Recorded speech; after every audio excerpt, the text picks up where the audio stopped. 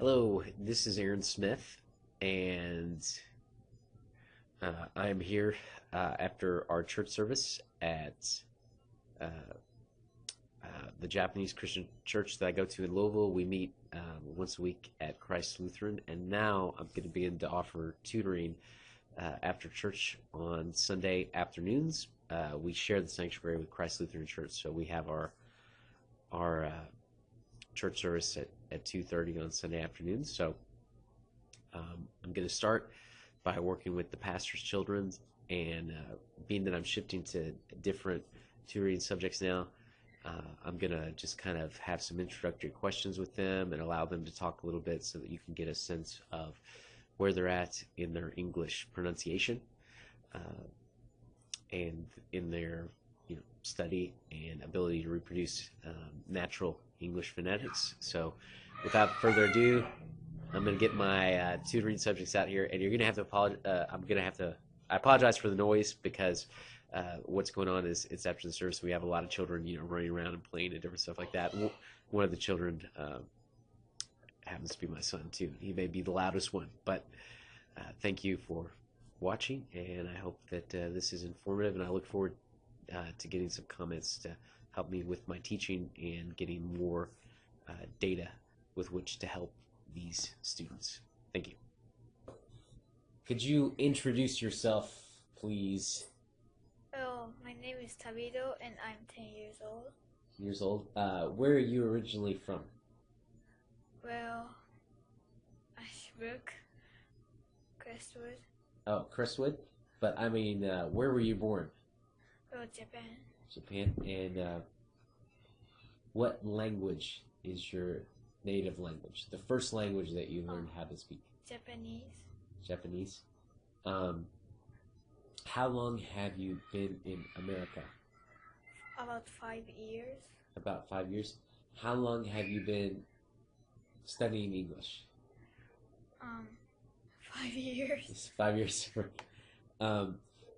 What are some things that you would like to work on with your English? Hold on a second. Maybe my pronunciation, because it's hard to say hard things, hard words, and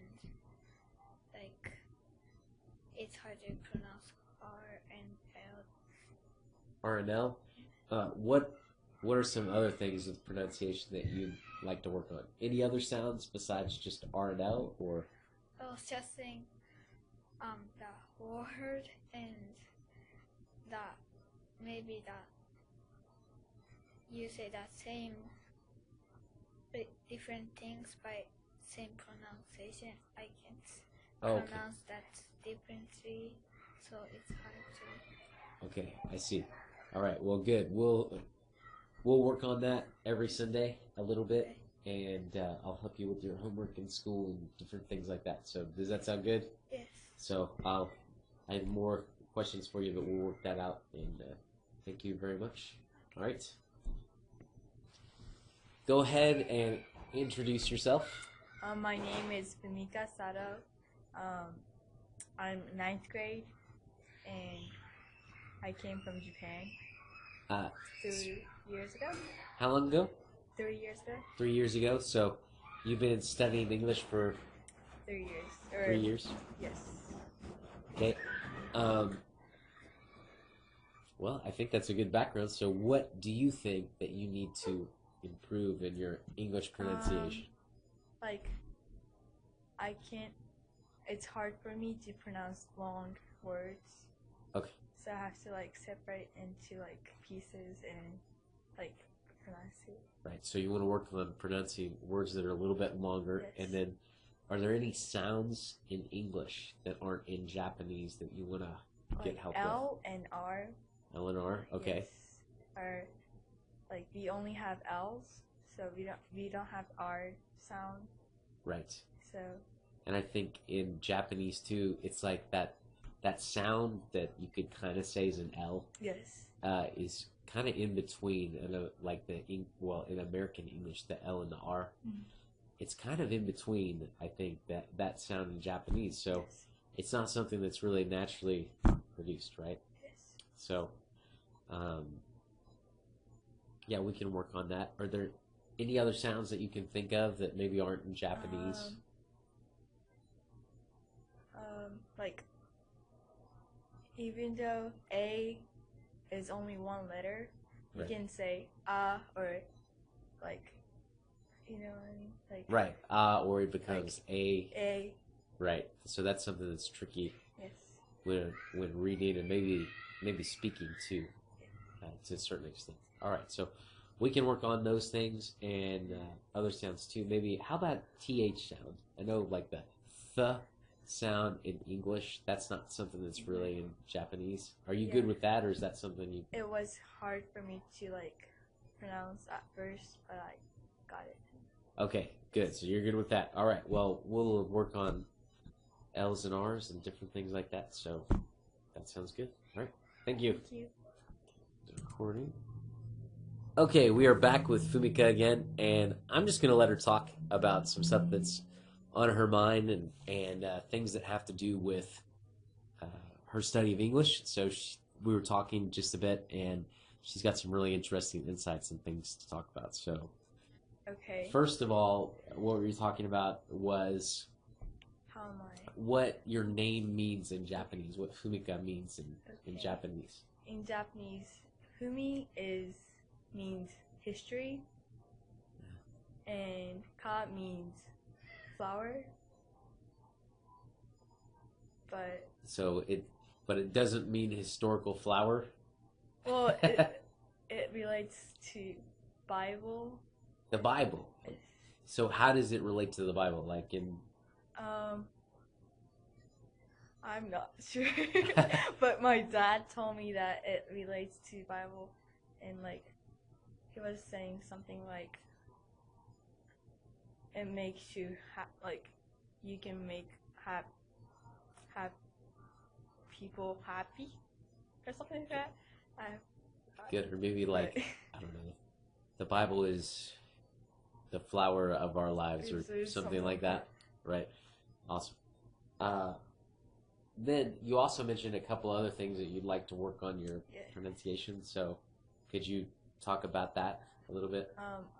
It's hard for me to pronounce responsibility because it spells as responsibility, but it is like people say it like responsibility. So it's hard for me to like say it like normal English speaker. Right. So I guess in that sense, you want to learn about how maybe certain sounds kind of change in words. So like the word responsibility, most of the time it's not pronounced responsibility with a hard T sound. Right. That kind of shifts and becomes responsibility. Has a softer kind of like D sound at the end to it. All right. We'll work on that too, because you'll find, and this is with every language, that depending on the other sounds that come before it, things will shift. Like the sounds will shift to make it easier to pronounce. So this is just like what happens in Japanese with like ipun, nifun. So instead you change it depending on the other sounds, right? To make it easier for you to pronounce. And that's what happens in English, and it's what happens in Japanese. So I'll talk to you more about in our next tutoring session about how that, like why that takes place. Okay? Does that sound good? I bet the people that are going to watch this are going to be freaked out because I'm not in this at all. That's just my voice. So I'll just move over here and say, I am here in the room. So... But thank you very much, Fumika. Thank you. This has been great. I think you've given me a lot of a good sample of you talking, so I can look at that and kind of listen in on maybe some things that we can work on the next few times we meet. Okay? And I'll help you with your homework too and stuff like that. Sound good? Yes. All right. Thank you. You're welcome. Thank you very much. All right. We are talking. I'm still getting more of a sound sample from Fumika. So we're just talking about ESL and stuff. So right now, where do you go to school? South Oldham High School. South Oldham High Schools. And how many ESL students are there? There's none. None? Yes. That's a really big difference from where like I'm at right now. So I'm an ESL teacher, but at Seneca High School, I think like maybe 30% of the students are from another country originally. So it's pretty crazy. We have a very large number of ESL kids. We also have a what do you call it?